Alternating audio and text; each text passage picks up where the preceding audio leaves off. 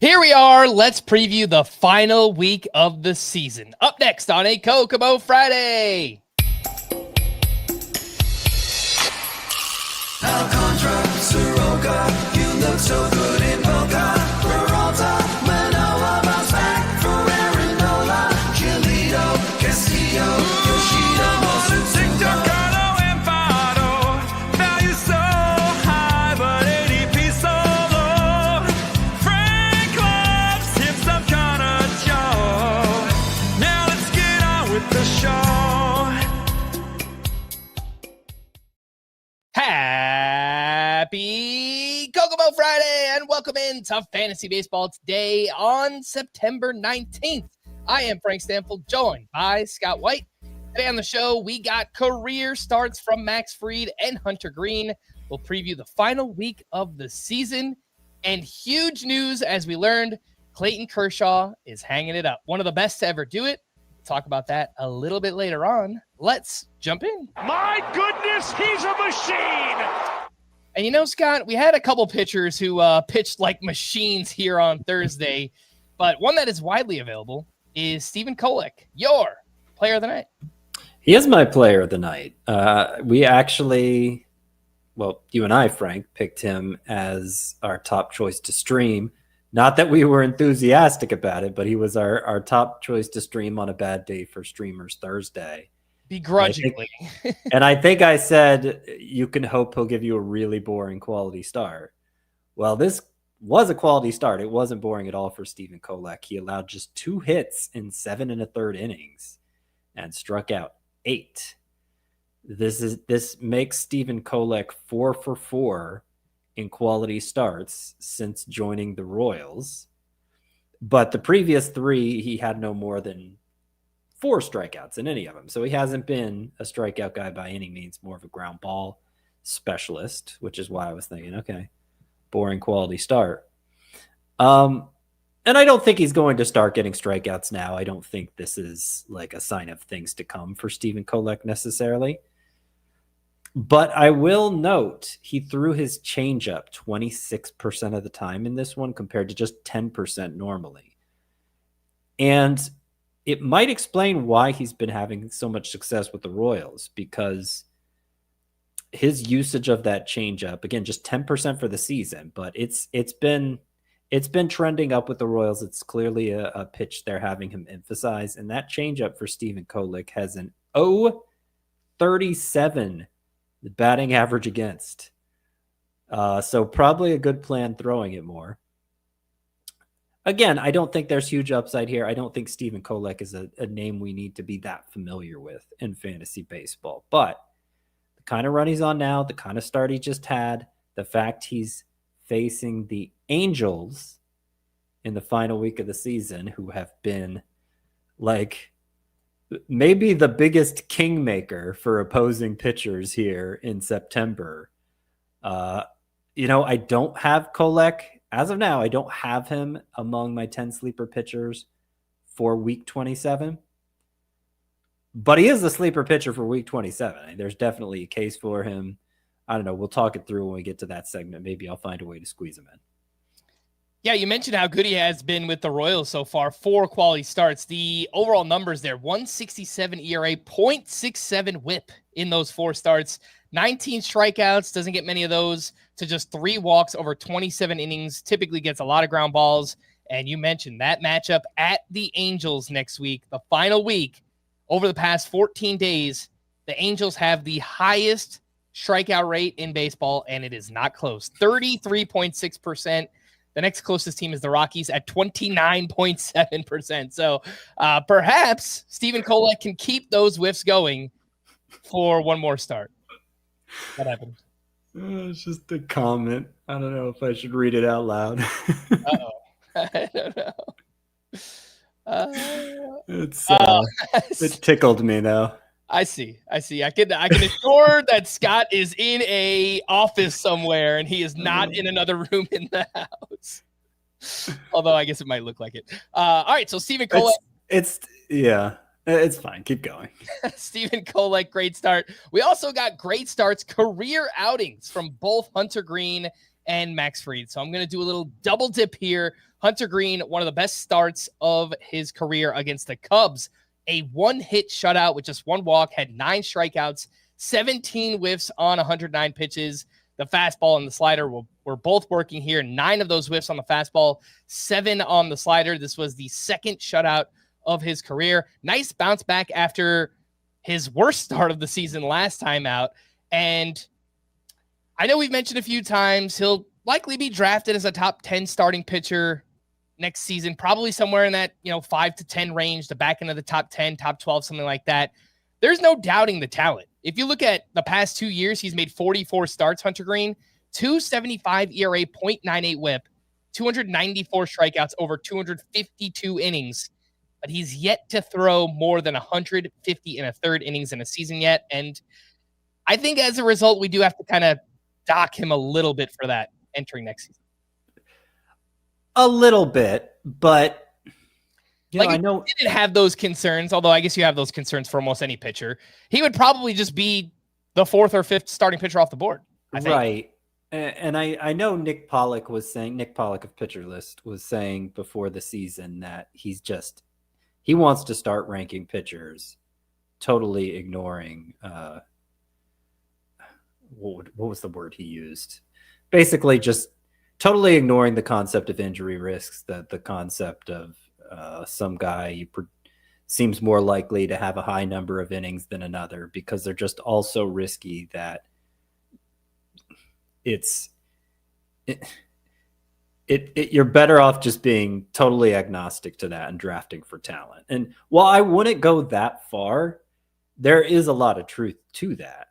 And I think Hunter Greene is as ace-like as a pitcher can get. He is as much of an ace as any pitcher can be. Now, there are other pitchers who are very ace-like too, as much of an ace as a pitcher can be.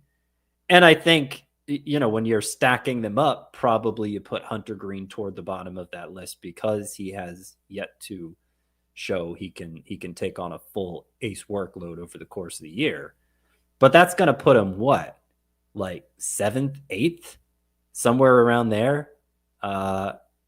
Probably about like where you'd rank Jacob deGrom. Maybe even I'd want Hunter Greene ahead of Jacob deGrom because Jacob deGrom's getting into his late 30s now.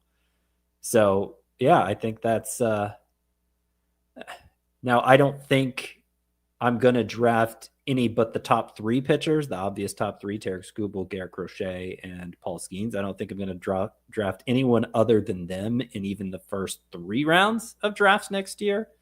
So, Hunter Greene, the earliest I might be able to make the case for him is round 4 in a 12-team league. But I think he's in that discussion, and I think it would be hard to argue against that, frankly. And to Nick's credit, he was very high on Garrett Crochet entering the season. He was very high on Jacob deGrom. Obviously, both of those two have worked out. But another name who hasn't is Tyler Glasnow, right? So, I mean, look, you can go up and down the pitcher rankings and preseason ADP, and you'll find plenty of examples of, pitchers who missed time because of injury. And frankly, some that never missed time before, right? Like Garrett Cole out of nowhere, boom, he needs Tommy John surgery. But, we did get 2 prominent examples of pitchers that we had maybe some injury or workload concerns over in Crochet and deGrom. And obviously they went out and had fantastic seasons here in 2025. Let's talk about Max Fried, the other name here. One of the best starts of his career at the Orioles, 7 shutout innings with 13 strikeouts, which tied a career high, 28 whiffs on just 87 pitches. He was unconscious in this one, 10 of those on the changeup, which he threw more in this start. And obviously it was an amazing pitch for him. He had 5 on the curveball, 5 on the fastball, 4 on the sinker as well. And he had that mid-season kind of lull. He was dealing with the blister. Maybe it was, I think it was mostly the blister, but perhaps it was a little, kind of fatigue, maybe just a little bit of mid-season regression, whatever. Well, the turnaround seemed to happen when he stopped making the cutter his primary pitch. Yeah, and over his last 6 starts, he's been amazing again. 160 ERA, 107 whip, 41 strikeouts over 39 and a third innings.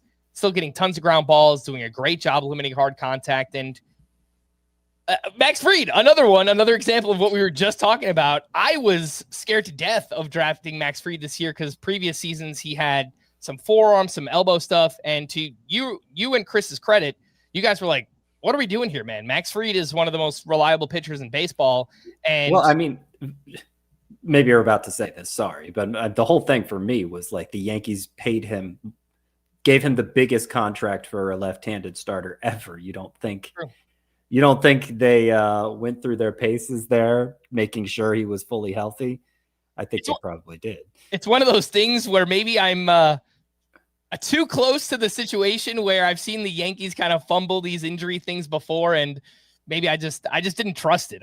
They've traded for pitchers that were hurt before, right? Like Frankie Montas comes to mind, and I just overall don't have the most confidence in the Yankees kind of medical staff and situation and the way that they judge things. But man, to Max Fried's credit, he has given them every single thing that they could ask for. Garrett Cole goes down, and he basically steps in as their ace. 2.92 ERA, 1.11 WHIP. He leads all of baseball with 18 wins this season. So credit to Max Fried, just an incredible year. I don't know if you had anything else you wanted to add on Max Fried. I mean, I'm interested in what was going on with the changeup for him in this start because of the 28 whiffs, which is just it's a ridiculous number for anybody, but especially Max Fried, who the biggest, really the only knock, well, the biggest knock, let's say, because you could talk about durability, but the biggest knock on Max Fried throughout his career is, for as high stature as he is, he's not much of a bat misser. But 28 whiffs, 10 of them came on the changeup, which he threw twice as often as usual, and which was up 3.3 miles per hour. What? Yeah, it was a different pitch in this one. Yeah, was it even still a changeup? I don't know. I'm not seeing a lot of commentary on it, so maybe we'll hear more about it in the coming days. I don't think there is like another rung that Max Fried could step up on. Like, I think he's basically maxed out his potential, but I don't know. This is interesting. We'll see if that changeup continues to look like it did in this start, and if he continues to miss bats at a higher rate. I do want to give, I guess, credit to Fried and the Yankees for just allowing him to go. We've seen great seasons for Max Fried in the past, but it always kind of felt like maybe the Braves didn't exactly treat him as an ace, right? They didn't always kind of push the envelope with him and let him go as deep into starts consistently as maybe he could have. We never saw, this big of an innings total from him before. He's actually up to a career high 188 in a third inning. So look, he's held up all season. They asked him to be the ace and take on that workload, and he's done a great job responding to that. So just a really, really great season all around here for Max Fried. Before we hit our first break, I want to take a second to just thank people that have been with us all season long. Obviously, it is a grind, right? We're entering the final week of the season. I still see people in the YouTube chat dropping comments in. And for those that have watched and just hung out all season, I see the names in there. I appreciate you guys being there. I know we don't really, mention the YouTube chat all too much on this podcast, just because, there's typically a lot going on every single night in the baseball world. But we do appreciate all of your support and being here and hanging out all season long. Big thanks to those watching live. Make sure to hit that like button and subscribe on YouTube if you haven't already. Let's take that break, and we'll be back right after this. You can't count on Derek's tong skills. Oh, Tony, I think it hit the ground. But you can always count on Sundays with the NFL on CBS and Paramount+. Welcome back in Fantasy Baseball today. Not a lot of news and notes from Thursday, but we did get one gigantic news item, Scott. Clayton Kershaw will retire after this season, and Friday will be his last home start in the regular season. Obviously, the Dodgers are going to the playoffs, but just a historic career. First ballot Hall of Famer. It's hard to imagine the Dodgers and baseball without Kershaw. At least for me, my entire fantasy baseball playing career has coincided with Clayton Kershaw being in the majors. So it's just going to be weird for me to, his career started in 2008, and I think I started playing my senior year of high school, which was 2009. So I remember writing about this up-and-coming left-hander in my earliest years at CBS, and you just started playing fantasy baseball. And that's interesting. Yeah. Time. It's a funny thing. Yeah, man. So it's just weird to not see Kershaw out there every fifth or sixth day and just making starts and picking him up off the waiver wire at this point in his career. But man, I just wanted to highlight his peak was insane. He had a 4-year stretch from 2013 to 2016 with a 187 ERA, a .86 whip, 944 strikeouts over 816 innings. He had that scary back injury. We thought, could have derailed his career. And it did kind of a little bit because, he was off and on with the injuries, but he managed to pitch through it. He was still extremely effective. We're losing one of the GOATs here, Scott. One of the very best pitchers of all time and obviously of this generation. Yeah. At his best, he was the most dominant pitcher of this generation. He didn't sustain quite that level of dominance as long as Justin Verlander and Max Scherzer have. So I think that's clearly the trifecta, right? Of the pitchers who've defined this generation. But at his peak, his peak was better than those guys. Though. Yeah, at his peak, Kershaw was the most dominant. So, I guess you could say it would be like he was the Pedro Martinez to Max Scherzer and Justin Verlander's Greg Maddux and Randy Johnson or something like that. He appeared on an episode of New Girl when at his height. So he was, he was a famous figure in the world of sports and he's retiring. And I think this report comes a day after we learned that Justin Verlander isn't retiring, right? And he plans to come back for next year. Oh, I didn't actually see that. So, I forget where I heard it and I didn't verify it. So that may be wrong, but I think I heard that. Right. And, I don't think we've heard about Max Scherzer yet, what he intends to do, though with his chronic thumb issue, it wouldn't surprise me if he was retiring. Yeah. So, all three have kind of shown they have something left this year. So I wasn't sure that Kershaw would retire, but of course it can't be a surprise at this stage of his career after, obviously being limited in terms of how available he could be for several years now. But because it's been so long of Kershaw being kind of this still very good pitcher, but a shell of his former self, people may forget how dominant he was in his prime. He clinched Hall of Fame status 7-8 years ago. Yeah. He could have retired then and gone to the Hall of Fame. Yeah, So, for sure. Very, very special pitcher for sure. Verlander, by the way, at 42 years old, and I know we've mentioned this a lot lately, but he still got it, man. Last 11 starts for Verlander, 2.17 ERA. The whip is a little bit higher. Actually, no, that's come down to 112 whip during that 11 start stretch and 8.7 K per nine. So at 42 years old, Verlander's still getting it done, and very interesting to see where he will wind up this offseason. The fantasy fallout, not that I just kind of want to sweep Clayton Kershaw under the rug, but we were talking about this either earlier this week or last week, whether or not Emmett Sheehan would have a spot in the rotation for next year. Well, this feels like it makes it a lot more likely that Emmett Sheehan will have a job from the jump next season. Yes. I didn't really doubt it, but it helps. One less spot filled by somebody else. All right, some other news. Junior Caminero was out of the lineup Thursday with back tightness, something to monitor for the final week of the season. You might need a third base replacement. Xavier Edwards has missed 5 straight games with wrist soreness. Jose Soriano was placed in the IL with a right forearm contusion. Anthony Santander is likely to remain on his rehab assignment at AAA through the weekend. Maybe he's active for the final week. You get him some games in, and so he sees Major League pitching before they head into the playoffs. Colt Keith will undergo imaging after leaving Thursday's game with a back injury. Roki Sasaki made a relief appearance at AAA on Thursday. He struck out 2 across a scoreless inning of work, and perhaps does factor into the Dodgers bullpen in the postseason. I can't imagine they would use him in high leverage spots just because he hasn't pitched very well in the majors so far this year, but he might be on the Dodgers postseason roster.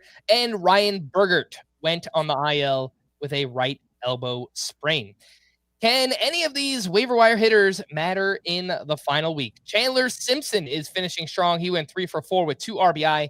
That's back-to-back 3-hit games. He is hitting 349 in September. Only 4 steals is a little surprising based on how much he's getting on base, but either way, he has 42 steals in 103 games, 60% rostered, 6 road games next week at the Orioles, at the Blue Jays. It feels very dependent on, do you need steals or not, Scott? Outside of that, I don't know that we have to use Chandler Simpson in like a points league in the last week. Yeah, that's the thing. So I debated putting him in my sleeper hitters for week 27 just because of how hot he is. The Rays matchups are middling, so that's not really a point in Chandler Simpson's favor. And I'd like to make that list as all-purpose as I can. I think in the standard CBS head-to-head point scoring, where you get 2 points per stolen base, perfectly fine starting Chandler Simpson. Like, probably a good idea, in fact, unless you just have 3 great outfielders already. But I know a lot of head-to-head points leagues out there award just 1 point per stolen base. And if that's yours, if it's a 1 point per steal league, clear Chandler Simpson doesn't do enough else to be of much use to you. So it's hard to recommend him as a sleeper hitter, streamer hitter, just given that his utility varies so much by your specific format. And so I think the odds have to be completely in his favor, meaning great matchups on top of being hot for me to do that. But, just to be aware, if you need steals, if you need batting average in categories league, or if you get 2 points per steal in a head-to-head points league, I think using Chandler Simpson's probably a good idea.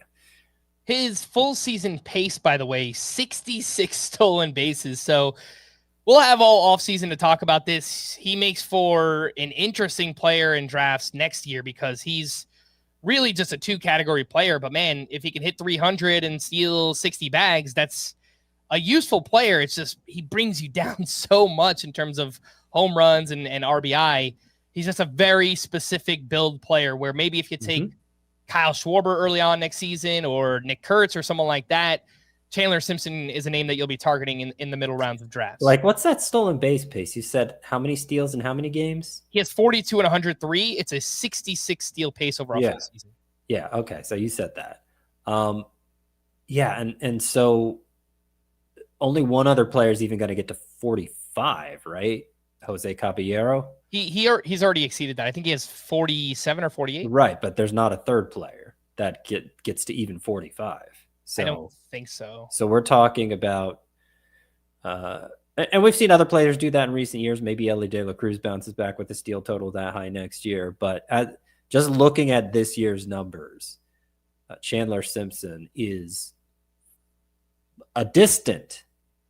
He's not so technically Caballero's probably going to finish with more steals. I get that. But just if you pace out Chandler Simpson's steal total, he has been by far the best base stealer in baseball next year, which makes it a little more palatable to draft him, even knowing the negatives that he contributes. And unlike other hitters with this profile, I think the most famous one, Billy Hamilton, just a pure burner with no speed. If you were playing fantasy baseball 15 years ago, I remember Billy Hamilton, probably even 10 to 15 years ago, let's say. Yeah. Like, he was always a liability in batting average as well. And Chandler Simpson isn't. Yeah. Chandler Simpson's batting Chandler over 300. Simpson feels more like a kind of D. Gordon, because D. Gordon was actually good batting average. Yeah. Maybe like Juan Pierre, if you can remember back that far. Yeah. All right. Next up, we have Mickey Moniak, who has homered in 4 straight games, 2 for 5 with his 24th home run. In that 4-game stretch, he has 5 homers, 11 RBI, and 2 steals. We've seen this a few times this year. When Mickey Moniak gets hot, he really can go on a heater and kind of carry fantasy teams, but he can provide a big boost. He's 45% rostered. The problem for next week is the Rockies have 6 games on the road. The good news, 0 lefties. So, Scott, can I interest you in Mickey Moniak at all? Not really. Not really. Maybe some of those 5 outfielder 15-teamer leagues, because he's a hot hand and because you got to go so deep in the outfield, you could justify it. But he's like a 220 hitter away from Coors Field. And so even as hot as he is, I think in most fantasy leagues, you can do better than Mickey Moniak.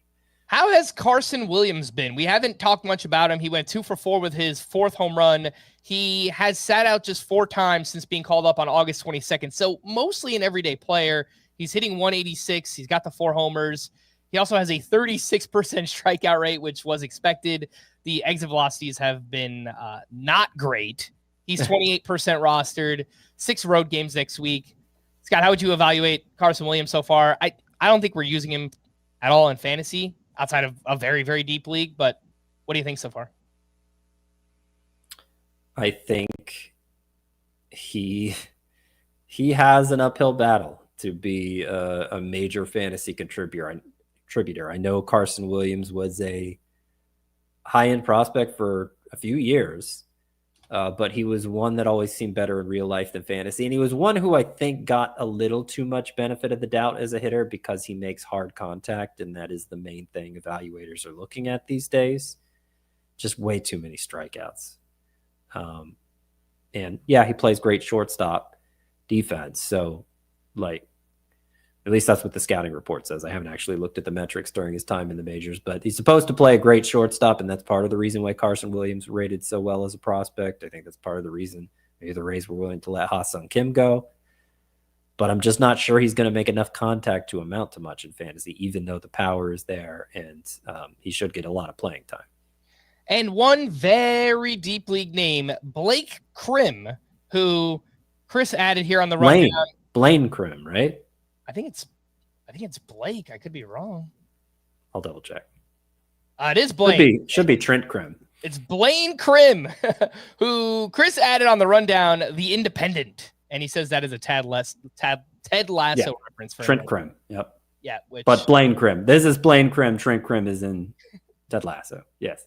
Won't surprise anybody. I haven't seen Ted Lasso, but yes, Blaine Krim is the name we're talking about. He's getting a chance to play first base with the Rockies, 2 for 4 with a double dong here. He has started 6 straight. He has 3 homers, 7 RBI in those games. He's 28 years old. He's kind of been this quad A player. He's put up solid numbers in the minors.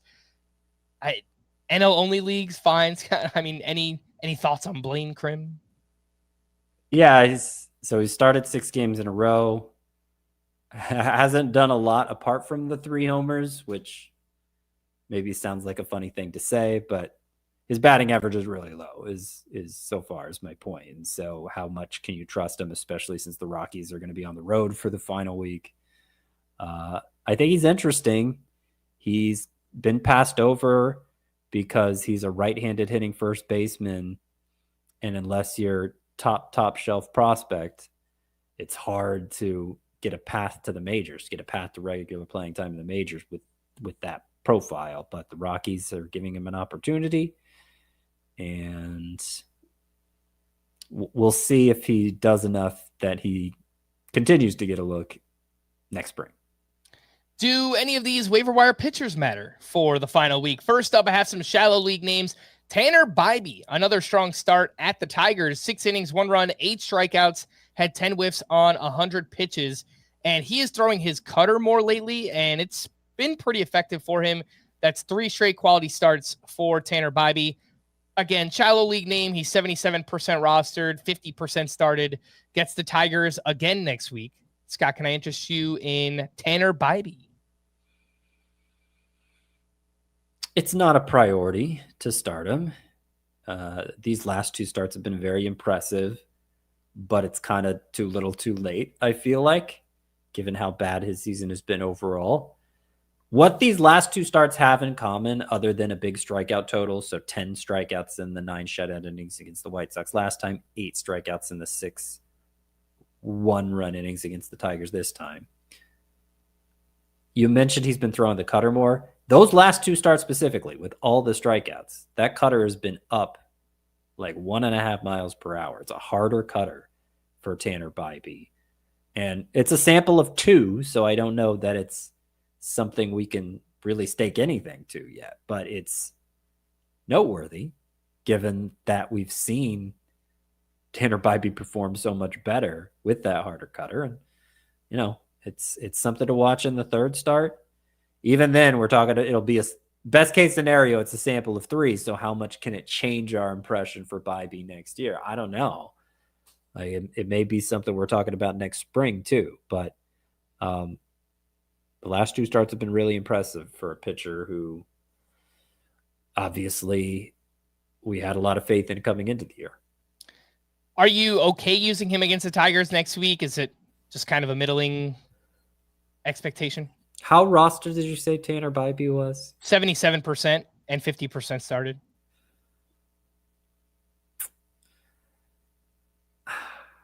I think you could. I'm not going to go so far as to recommend it. You could do worse. All right, next up, Yusei Kikuchi had a solid outing at the Brewers, 5 2/3 innings, 2 runs, 3 walks, 2 strikeouts. He only had 3 whiffs on 92 pitches. His breaking pitches were way different. The velocity was way down. They also had way more vertical movement in this one. It didn't result in whiffs, but he did a good job limiting hard contact. I only bring him up because he faces the Royals next week, Scott. Is there any way that you would use Yusei Kikuchi against the Royals next week? No. This start wasn't good enough for me to even consider that. All right. And then we have Shane Baz, who was solid against the Blue Jays, 5 shutout innings with 4 strikeouts here. He did mix in a few more cutters and changeups in this one. Did a good job limiting hard contact. That has been a very big problem for Shane Baz this season, but the overall numbers are still very bad. He's at the Orioles in the final week. Same thing with Shane Baz. I mean, it's tempting because, let's see, it's for Shane Baz, 2 earned runs or fewer in 3 of his 4 September starts. I think I have that right. So it was really just, he's been pitching great other than the big misstep against the Cubs. But, that kind of sums up his whole season, right? Like so many good stretches and then just enough disasters to ruin the overall stat line. I do like the matchup against the Orioles. I considered putting Shane Baz among my sleeper pitchers for next week, but ultimately I decided not to. If you're going to ask me Bybee or Baz for next week, I would lean Bybee. For whatever this is worth, Shane Baz has been much better on the road this season. He has a 6.28 ERA at home, 4.05 on the road. And the Orioles, over the last 14 days, are 26th in WOBA, and they have the 4th highest strikeout rate. So it might work out okay for Shane Baz, but yes, he also has a lot of those blow-ups mixed in there as well. Some names in medium-sized leagues. Jonah Tong bounced back with his best start yet against the Padres. 5 innings, 1 unearned run with 8 strikeouts to 0 walks. Padres, not a team that strikes out all that much, so to pick up 8 strikeouts here, only 10 whiffs on 82 pitches. This was probably the best his fastball has looked so far, and just limiting walks. He had 0 here, 7 in his previous 2 outings. That's a pretty big key for him. At the Cubs in the final week, I like what you saw here, Scott, but I don't think I could do it with the Cubs matchup. I don't think I could either, but this was his best start so far, Jonah Tong. There's only one other that's even in the competition. In that one, he hardly missed any bats. Got a decent number of strikeouts, but the whiffs were nothing to write home about and actually pretty underwhelming given how big of a bat misser he was in the minors. You mentioned the fastball played better in this one. Had a 33% whiff rate, which is a good whiff rate for a fastball. It was down 1.3 miles per hour. So I don't know why we saw it play as well as it has across this 4-start stretch for Jonah Tong. I was kind of getting worried because that fastball needs to carry him, and it just wasn't missing bats like it was in the minors. It didn't this start against a lineup, like you say, that doesn't swing and miss a lot. So I don't know. I don't know what to make of it. I think Jonah Tong is pretty talented, and maybe this is the start of him figuring out how to make it work in the majors, but it's not enough for me to risk it with a tough matchup next week. I guess it's possible he took some velocity off in this one, and it allowed him to maybe command his pitches better, command that fastball better. Perhaps his first, 3 outings, he was just a little amped up, getting called up to the majors and kind of overthrowing a little bit, but it was an impressive outing, but do not like the matchup for Jonah Tong in the final week. Colin Ray, where did this come from? A tough luck loss at the Reds. He was opposing Hunter Greene, who was even better, but 7 innings of 1-run ball, 11 strikeouts to 0 walks, had 19 whiffs on 93 pitches. This was his career high in strikeouts. He never even had another start with 10, let alone 11 in this one. His first quality start since August 9th. Similar thing. It's an impressive outing, but he gets the Mets in Great American Ballpark next week. There's no way I could trust that. No way. I couldn't tell you why this start went so right for Ray, but the track record, I think you should cede to that when making your decisions concerning Colin Ray.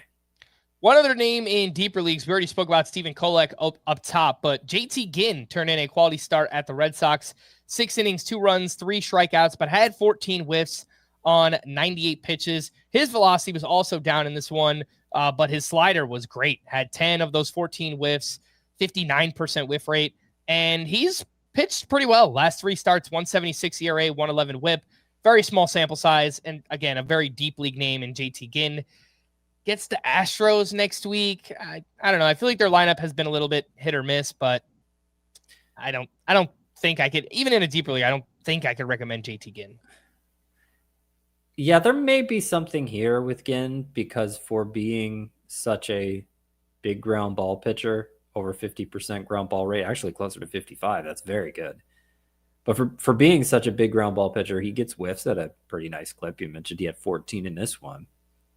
So I could see JT Ginn becoming a pitcher we care about in fantasy. I just don't think he's there yet. He's there yet to the point where we would actually consider using him. Yeah, 54% ground ball rate to go along with nearly 10K per 9 this season for JT Ginn. That slider is a really, really good pitch for him. It's just, does he have enough else in the arsenal to, face hitters a third time, to continue getting whiffs, things like that. So impressive start. Let's see where it goes for JT Ginn heading into next season. Let's take our final break. When we return, I have some other starter sit questions here for pitchers. We'll preview week 27 with Scott's sleepers. We'll do that right after this. Hi. Novocaine? Novocaine! Novocaine is now streaming on Paramount Plus. You're gonna love this. Oh, you're strong! It's wildly entertaining and an absolute blast. I'm in. Novocaine, rated R, now streaming on Paramount Plus. Welcome back in Fantasy Baseball today. Start or sit decisions for the final week. Sandy Alcantara. Do I have it loaded up? Nope, I don't have a sound drop loaded up. So. Sandy. There you I'm clipping that out and throwing that in the old machine there. Sandy Alcantara, a quality start at the Rockies. 6 2/3 innings, 3 runs, 8 strikeouts here. Did allow 2 home runs. Velocity was down across the board here, but last 7 starts, 2.70 ERA, 0.81 whip for Sandy Alcantara, doing a much better job limiting walks, getting more ground balls, and swinging strikes. 58% started at the Phillies the final week. Can I interest you in Sandy at the Phillies?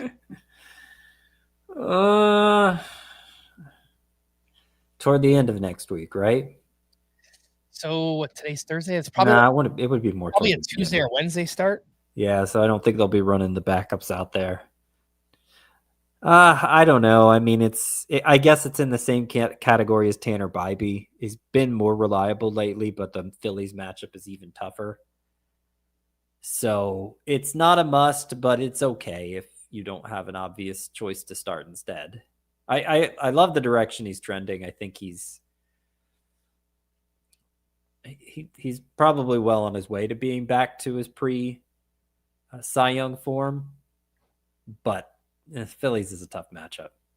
Yeah, and one of the starts in this 7-start stretch that didn't go very well, he allowed 4 runs over 6 innings against the Phillies on September 6th, and Sandy Alcantara on the road this season, 7.24 ERA, whereas that is 4.53 on the road. I realize these numbers aren't updated yet, so he pitched on the road today. That will come down a little bit. It's crazy that both of those numbers are as high as they are still, given given the 7-start stretch he's been on. His overall ERA is still 5.48, right? He was so bad for the first 3 or 4 months of the season. It's been hard to get those numbers down, but he is worse on the road. I think I would stay away from Sandy unless you're in a quality start league or chasing volume or something like that. Brian Bayo, 2 starts in a row. This one against the Athletics, 4 innings, 4 runs allowed. He's allowed 4 runs in back-to-back outings here, but for the most part has pitched really well in the second half. He's at the Blue Jays next week. It's a tough matchup. They don't swing and miss. What do you think about Bayo? Even when he was going well, the strikeouts were pretty blah, and some of the ERA estimators didn't paint the friendliest picture. And now he's got a 5.85 ERA in 4 September starts. So going against the Blue Jays lineup that's really tough, I think I would shy away from using Brian Bayo. All right, next up we have Quinn Priester, who racked up the strikeouts against the Angels. No surprise there. 5 2/3 innings, 2 runs with 10 strikeouts, had 16 whiffs on 93 pitches. Velocity was up across the board in this one. He threw his breaking pitches more. They were all really, really good against the Angels here. Actually, his 3rd start with double-digit strikeouts this season. It's just the Brewers, man. The magic that they have worked with Quinn Priester. Just a really, really great job by that organization. He's at the Padres next week. It's kind of a middling matchup, but I feel like Priester has been so reliable all season, Scott, that if I've just been throwing him out there, I would continue to do it in the final. He's pretty close to must start. Yeah. I could see if you're in a shallower head-to-head league, totally stacked pitching staff, maybe you have enough options that you consider sitting him from time to time. But I think most people with Quinn Priester probably just starting him. No questions asked. Luis Castillo turned in a strong start at the Royals. 6 shutout innings with only 3 strikeouts, but 0 walks, only 5 whiffs as well on 84 pitches. He has turned in 3 straight quality starts after a just horrific stretch there for Luis Castillo. Over that 3-start stretch, it's 3 earned runs allowed over 18 innings. And he gets the Rockies in Seattle next week. So, boom, fire up Luis Castillo. Yeah, no arguments here. All right. Yesterday we did some kind of breakout hitter appreciation. I want to carry that over again and just talk about some names that are unheralded here who just have had very fine seasons. We haven't talked much about them, but Brandon Nimmo, credit to you, Scott. You were all over this one, and I was scared of the plantar fasciitis coming into the year. He didn't play in spring, and I just didn't know how much or if he would play this season. But he just hit his 24th home run, 3 RBI, and he has hit 261 this year, 86 RBI, 12 steals, 768 OPS. It's just a rock-solid season all around for Brandon Nimmo. It really is, and I had a lot of shares of him because it wasn't just you guys. It seemed like for a while there, I think he returned to playing in games before spring training, and so maybe the fears were assuaged somewhat. But for a while there, kind of in the heart of March, when most of the real digging in among fantasy analysts is being done, people are really setting in with their takes. Brandon Nimmo was being treated like he was radioactive, and so I got a ton of them. Because it didn't seem like the sort of injury that justified that. Of course, you could always foresee a future where it just doesn't go well. But just because you can foresee it doesn't mean it's the most likely scenario. And when he's being faded to the extreme that Brandon Nimmo was, I think it pays to see the glass half full. Entering Thursday, he was the 22nd outfielder in Roto, 24th in head-to-head points. So, yeah, just top 24 outfielder regardless of format, Brandon Nimmo this season. Brent Rooker, quietly, solid year as well. Just hit his 30th home run, 2 RBI, 267 batting average, 91 runs, 87 RBI, 6 steals, 833 OPS. He has dropped the strikeout rate even further this year, not hitting for as much power. I think perhaps that's correlated with him, making more contact and having more of a contact-oriented approach this season. But, there were some questions as to how would Brent Rooker follow up this massive season that he had last year, which kind of came out of nowhere. But he's done so in a fine fashion, Scott. Mm-hmm. And yeah, the Athletics are going to play in Sacramento again next year. no reason not to buy in on Brent Rooker again next year. Yeah, I didn't pay the price for him this year. I wasn't willing to do that. I thought there was only downside at the place he was going, but he lived up to it. It was like a 5th round pick, right? He lived up to it, and I imagine he'll go in that same range next year as well. And, I loved the strategy of grabbing one of the util-only hitters because they were all in that, kind of round 5 through 7 range with Rooker and Schwarber and Ozuna. The problem for me, Scott, is that I wound up with Ozuna more than any of the other players. Yeah. So, was that your highest ranked of the 3? I think so. I was really high on Ozuna this year. Okay. Yeah. I think Schwarber was my highest ranked of the 3. But in points leagues, I had Schwarber the highest, but in roto or categories, I liked Ozuna the most. I don't think I actually ended up with that much Schwarber, though, unfortunately. I haven't been a couple leagues. Yeah. But it would have been a good year to have him. And we haven't talked much lately about Jacob Marcy. He's kind of reached the status where, he's good. We just don't talk about him anymore. But he has a steal in back-to-back games. He went 2 for 5 with his 12th stolen base. And the overall numbers still look great. 320 batting average, 5 homers, 30 RBI, 12 steals, 927 OPS in 46 games. And his plate discipline is incredible. He does not chase pitches out of the zone. His zone contact is amazing.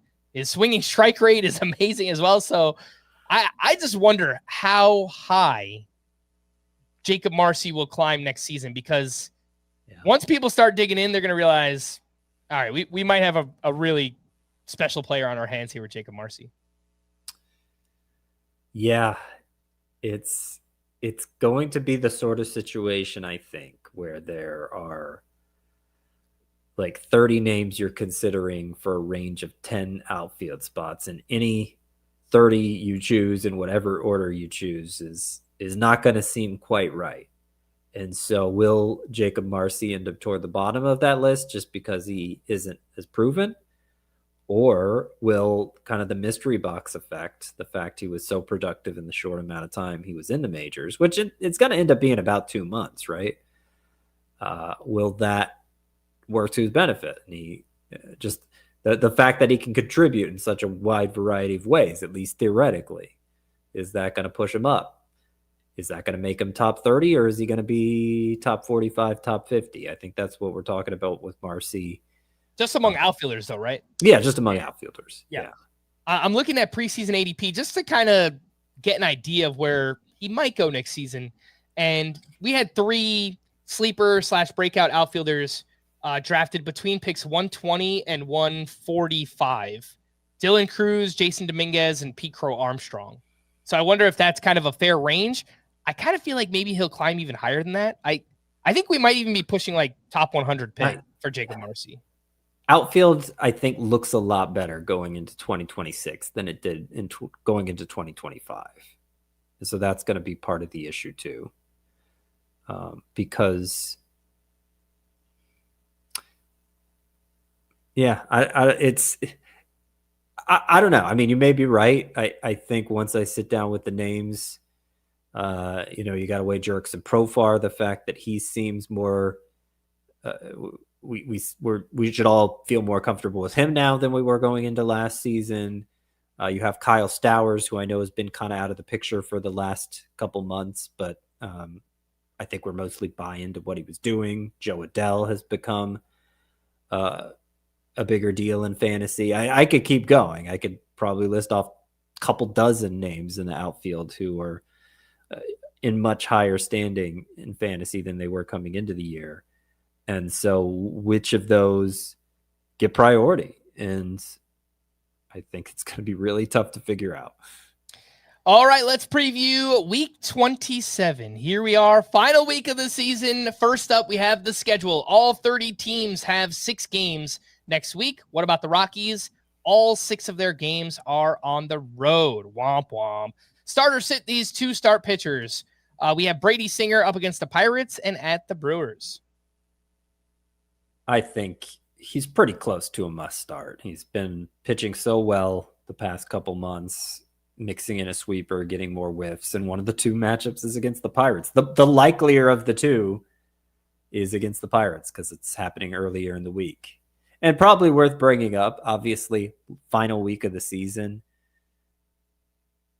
Playoff teams are if they're not having to compete tooth and nail for their playoff spot, they're going to maybe change things up toward the end of the week to align their rotation better for the playoffs. And non-contending teams, I mean, they might just try something. Give somebody a spot start randomly because there's no tomorrow for them. So why not?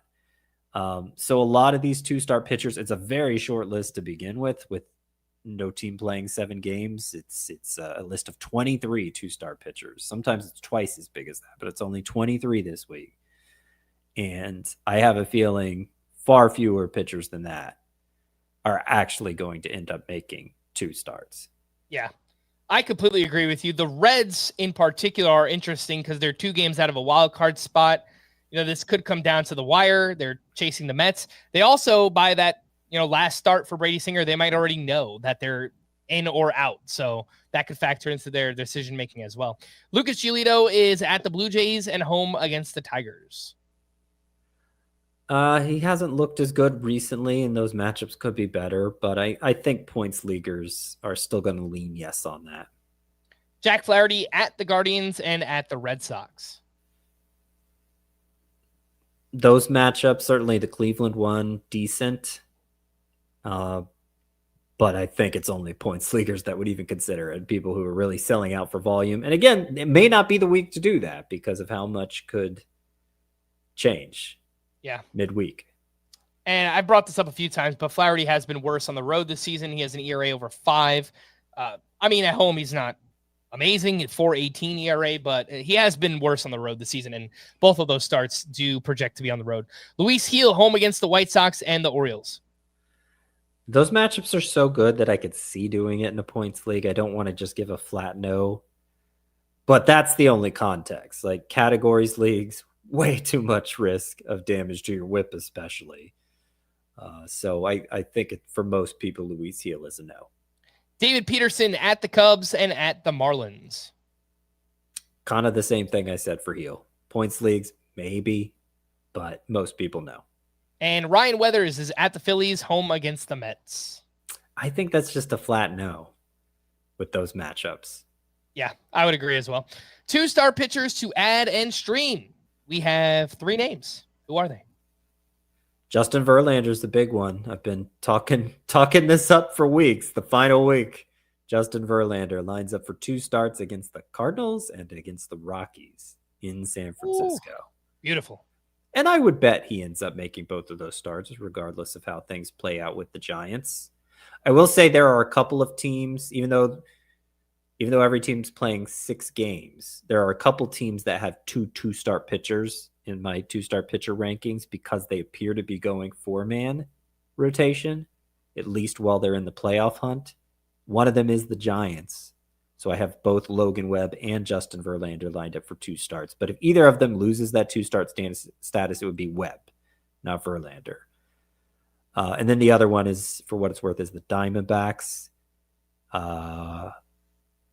with Ryan Nelson and Brandon Pfaadt.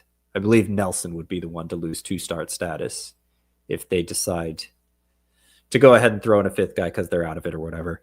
Okay, so Justin Verlander's one of the 2-star streamers for this week. There's also Ian Seymour at Baltimore at Toronto. I'd be worried about that Toronto matchup, but he just had his best start yet against the Blue Jays last time out. Doesn't mean it'll go as well next time, but he's good. And I think you can trust him as much as any 2-start pitcher this week. And finally, Christian Javier, definitely riskier, but the matchups are interesting at the Athletics and at the Angels. What about the 1-star streamers? If we don't have too many 2-star pitchers to talk about, there are quite a few names here that are very interesting. Yeah, and a lot of them are just, they've been pitching great and they remain widely available. So if you're in a really active league, really attentive owners, maybe they're not available, but the roster rates are very low for most of these guys. Emmett Sheehan at the Mariners, I think is an easy call.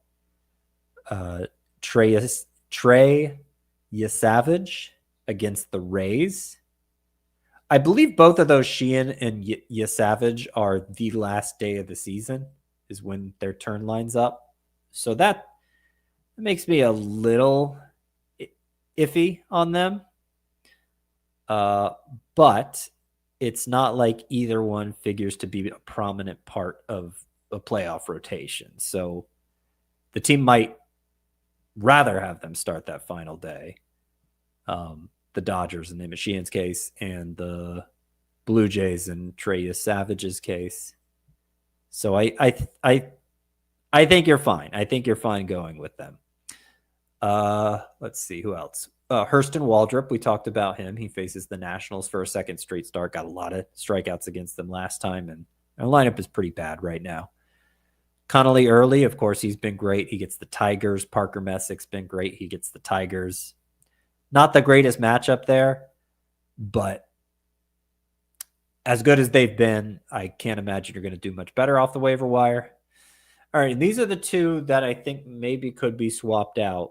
You know what? I think I'm going to swap out the last one. So we got Luis Morales and Jeffrey Springs going against the Royals. Obviously a good matchup. Morales is faded after that hot stretch. Springs has been pretty bad in September, and there was a while now where he was there was a while there earlier this season where anytime I featured him in the streamer pitchers list, it was a good bet because he just was coming through consistently. But that stopped being the case here in September. So even though the matchup against the Royals is good, I'm just kind of tired of chasing that elusive quality start from Springs. And I think I'd rather sub Stephen Kolek in there against the Angels. I think I'm going to do that. Yeah, I agree. I just looked up Jeffrey Springs' splits as well. He has a 5 ERA at home this season. That start is at home against the Royals. He's been much better on the road. So I would agree with getting Kolek in there over him.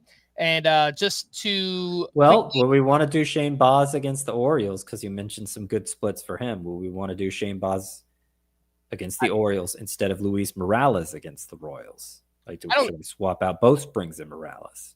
I don't think so. It's a question, but I would lean Morales and Kolek of the four, I guess we're discussing there. Okay. All right. And to those wondering whether or not to use Trey Savage in the final week of the season. Oh, yeah! Of course, you know how to do it. Best hitter matchups for the final week: Astros, Royals, Giants, Braves, and White Sox. The worst hitter matchups: D-backs, Reds, Marlins, Rockies, and Pirates. Who are your sleeper hitters for the final time this season? I don't feel like we have as many choices here. It seemed like there were a lot. It seemed like the good hitter matchups weren't as good as they sometimes are. And I went ahead and put Trent Grisham in here, even though he's 77% rostered. So kind of exceeds the new threshold I set. But I had a hard time filling out the list. And okay, I wanted to stress you should start Trent Grisham. Given that the Yankees are facing the White Sox and Orioles pitching staff. Obviously, he's coming off a good week. Isaac Paredes is number 2 on this list. That's kind of shocking, right? We haven't seen him play in months, but he's expected back this weekend, and the Astros have the most favorable hitting matchups of all. So that's kind of where we are with sleeper hitters right now. Obviously, Isaac Paredes was must start prior to the injury. He's available in nearly 40% of CBS Sports leagues. So if you need a sleeper hitter, you need a third baseman to stream. With Jordan Alvarez's injury, he shouldn't have trouble finding at bats. Carlos Correa is there now, obviously playing third, but Isaac Paredes is supposed to handle DH. Drake Baldwin's on this list again, with the Braves having the 4th best matchup. Obviously, he's playing a lot more now with Sean Murphy out. Moises Ballesteros makes the list, only 14% rostered. He looks like the Cubs' everyday DH down the stretch and has been hitting well. Could start him at catcher. Dylan Cruz and Dalen Lyle, both from the Nationals, even though they don't quite make the cut for best hitter matchups, their matchups are pretty good and they've both been hot. So obviously I'm not, you can tell I'm not that thrilled with this list, but Dylan Cruz and Dalen Lyle are on it. Jose Caballero, now the Yankees shortstop. He's been hot, stealing a lot of bases.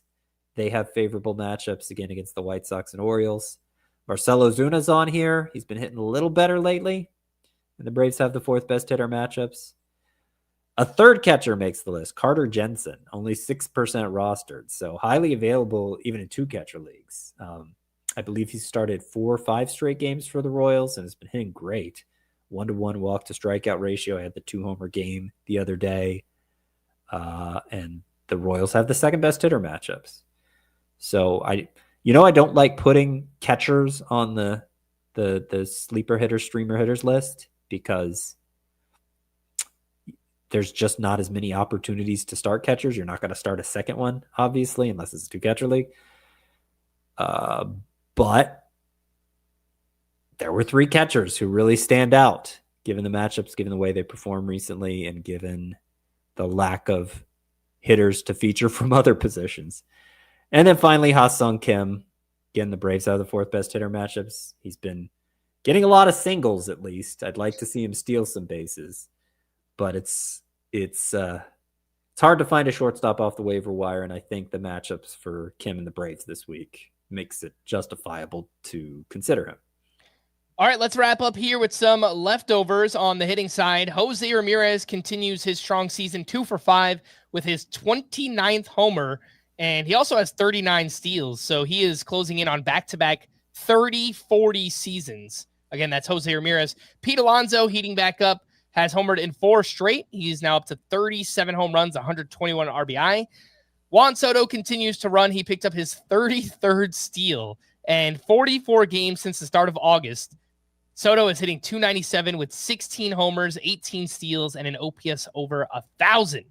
So, yes, cementing himself as a top 5 pick next season, as we highlighted on our FBT Express episode. Trevor Story just keeps on going, 2 for 4 with his 25th homer. He already has the 31 steals. Just a huge bounce back and healthy season for Story. Anything to add on these 4? Nope. All right. Some pitching leftovers. Tarek Skubal turned in a solid outing after his injury scare the last time out. He was facing the Guardians, 6 innings, 1 run, 9 strikeouts to 2 walks. He had 20 whiffs on 102 pitches. Velocity was fine. In fact, it was up around 1 mile per hour across the board, and has a quality start in 6 of his last 7. Logan Webb bounced back with a strong start against the Dodgers, 7 innings, 2 runs. 1 of those earned 5 strikeouts to 1 walk. Notably, I was a little bit scared about using Logan Webb this week. Wherever I had him, I did roll with him, facing the Dodgers 2 times out.